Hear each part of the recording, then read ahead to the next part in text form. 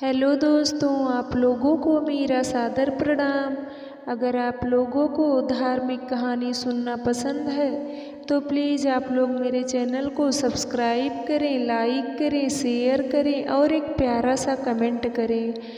आज की हमारी कहानी है संतोषी माता व्रत कथा। एक बुढ़िया थी, उसके 7 बेटे थे, 6 कमाने वाले थे जबकि एक निकम्मा था। बुढ़िया 6 बेटों की रसोई बनाती, भोजन कराती और उनसे जो कुछ जूठन बचता वह सातुओं को दे देती।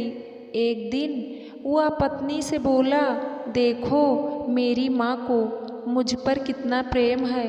वह बोली, क्यों नहीं, सबका जूठा जो तुमको खिलाती हैं। वह बोला, ऐसा नहीं हो सकता है, मैं जब तक आँखों से न देख लूँ मान नहीं सकता। बहू हंसकर बोली, देख लोगे तब तो मानोगे। कुछ दिन बाद त्योहार आया। घर में 7 प्रकार के भोजन और चूरमे के लड्डू बने। वह जांचने को सिर दुखने का बहाना कर पतला वस्त्र सिर पर ओढ़े रसोई घर में सो गया। वह कपड़े में से सब देखता रहा। 6 भाई भोजन करने आए। उसने देखा माँ ने उनके लिए सुंदर आसन बिछा नाना प्रकार की रसोई परोसी और आग्रह करके उन्हें जमाया। वह देखता रहा।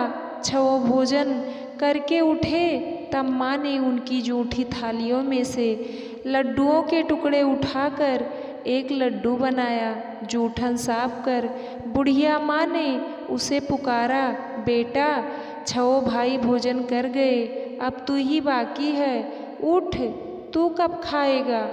वह कहने लगा, माँ मुझे भोजन नहीं करना, मैं अब परदेश जा रहा हूँ। माँ ने कहा, कल जाता है तो आज ही चला जा। वह बोला, हाँ आज ही जा रहा हूँ।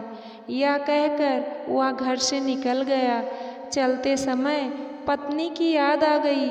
वह गौशाला में कंडे उपले थाप रही थी। वहाँ जाकर बोला, हम जावें परदेश, आवेंगे कुछ काल, तुम रहियो संतोष से, धर्म आपनो पाल।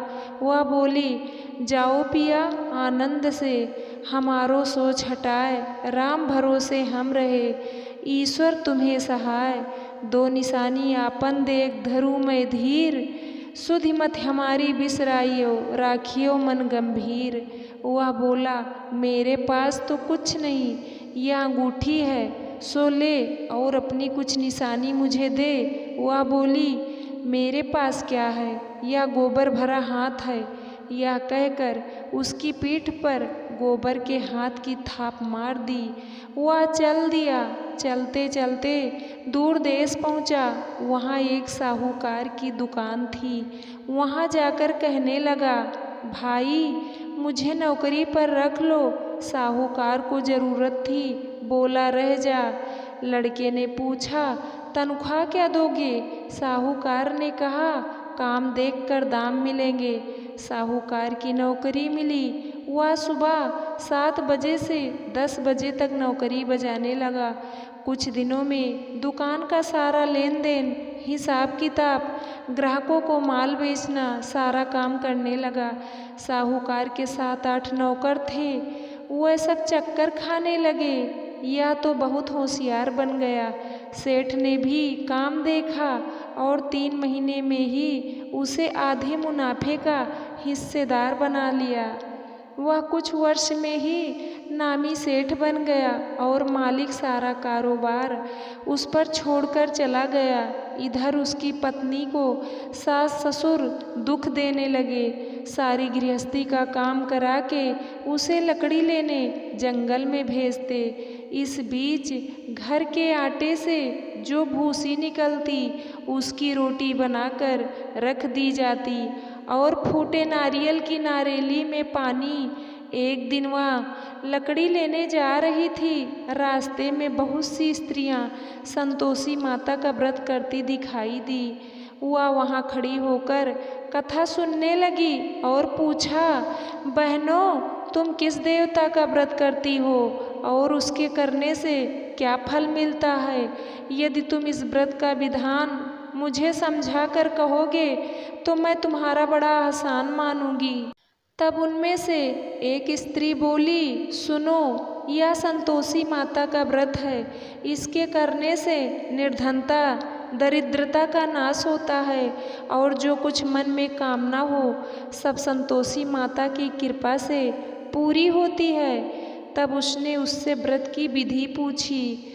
वह भक्तिन स्त्री बोली, 1.25 आने का गुड़ चना लेना, इच्छा हो तो 5.25 आने का लेना या 1.25 रुपये का भी सहूलियत के अनुसार लाना।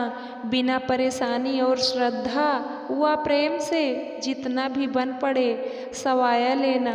प्रत्येक शुक्रवार को निराहार रहकर कथा सुनना, इसके बीच कर्म टूटे नहीं।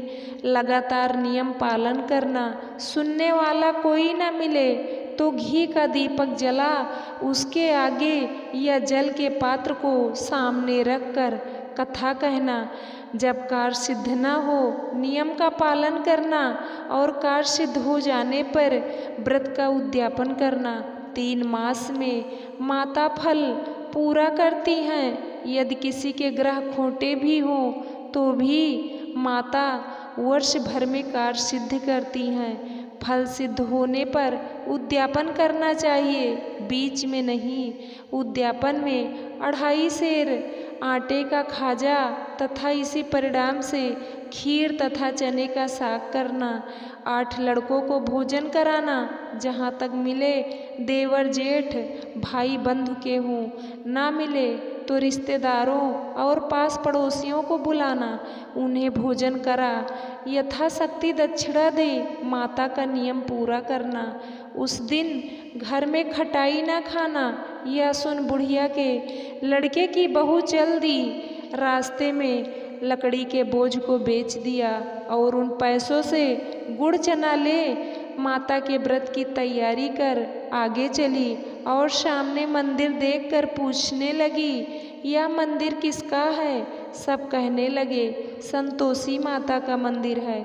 यह सुन माता के मंदिर में जाकर चरणों में लौटने लगी। दीन हूँ, विनती करने लगी, माँ मैं निपट अज्ञानी हूँ, व्रत के कुछ भी नियम नहीं जानती, मैं दुखी हूँ। हे माता जगत जननी, मेरा दुख दूर कर, मैं तेरी शरण में हूँ। माता को दया आई।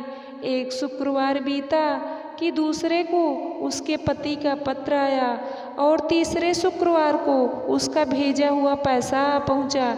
यह देखकर जेठ जेठानी मुँह सिकोड़ने लगी। दोस्तों, अगर आप लोगों को इसके आगे की कहानी सुननी होगी तो कमेंट करके ज़रूर बताना।